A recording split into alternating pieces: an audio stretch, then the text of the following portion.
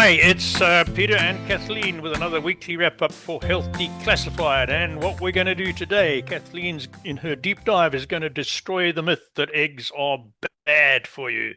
So you go for it, Kathleen. Tell us why. Well, Peter, eggs have gotten a bad rap for many, many years.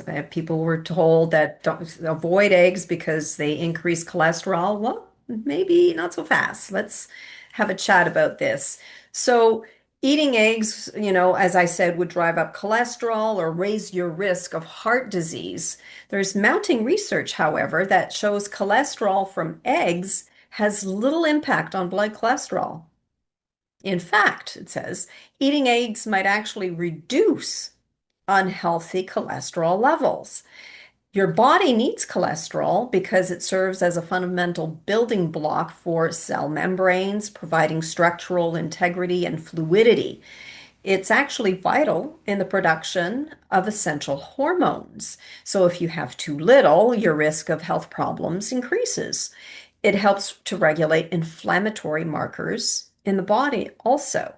So, a study published in the American Journal of Clinical Nutrition showed that eating two eggs daily lowered LDL cholesterol, while high saturated fat diets raised it.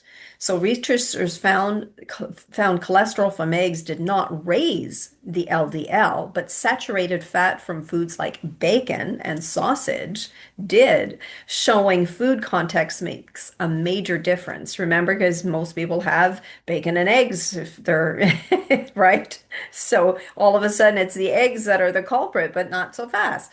Eggs provide cholesterol without overloading the liver, allowing it to clear LDL efficiently and preventing artery buildup that increases heart disease and stroke risk.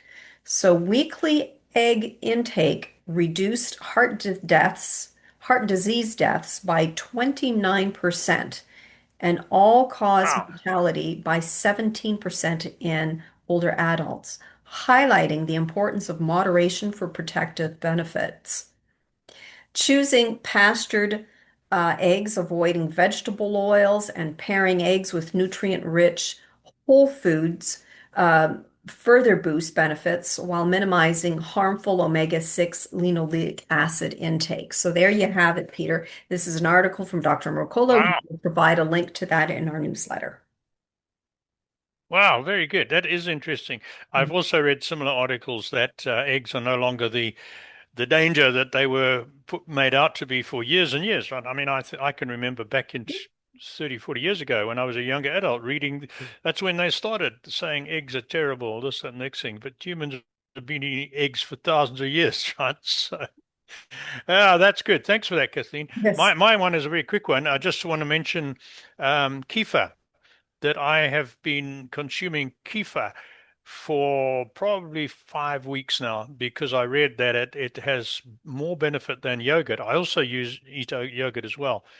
So, and I use the natural unsweetened kefir, which is a little tangy, but you get used to it. And I throw some blueberries in, which are also very good for you.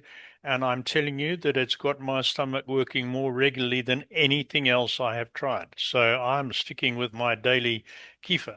And I put a link to an article that I found from Epoch Health with all the benefits of kefir, and it's been around for thousands of years and how it's made, etc. And you can even make kefir from non-dairy milk, and it still Oh, has a lot of benefits as well. As is because that right? yeah, I you're had getting the not heard pro that. and prebiotics. Yeah, yep, yep. It's the kefir grains that cause the fermentation, and that is what develops the millions of little bacteria that are so beneficial for you. So that's kefir. Then I wanted to follow up to from last week's episode when we were talking about Remembrance Day, which of course was earlier this week.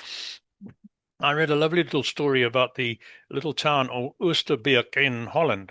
And 80 years ago, when a whole lot of paratroopers came in during the after the Normandy landings, they got as far as Holland, and there was a lot of paratroopers came mainly from Britain, landed, and 1,800 were killed around that area in fighting with the Germans, and they were buried in a military cemetery there.